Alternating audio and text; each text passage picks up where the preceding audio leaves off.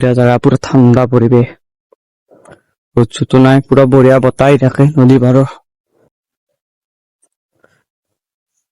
ই হাঁহি আছে চাই চাই। Hey guys, welcome to my new vlog.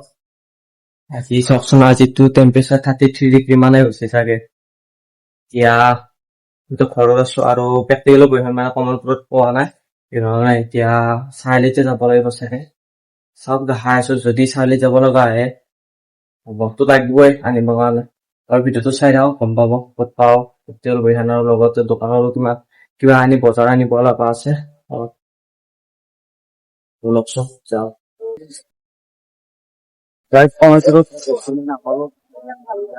চাৰিফালে আহিছো, ইয়াৰ পৰা বস্তুখিনি লৈ যাওঁ, লৈ যায় যিহেতু ভালকে দেখা আছে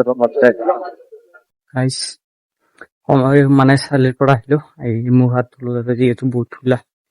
ঘৰৰ ভিতৰত তামান গৰম, বহুত গৰম সেইকাৰণে এই নদী পাৰত আহিছো। এই বহি আছে লগত বহু।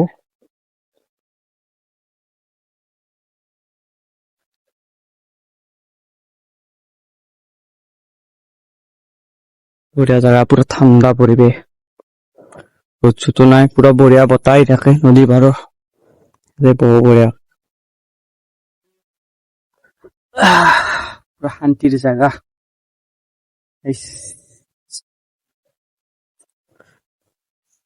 ই হাঁহি আছে চাই চাই।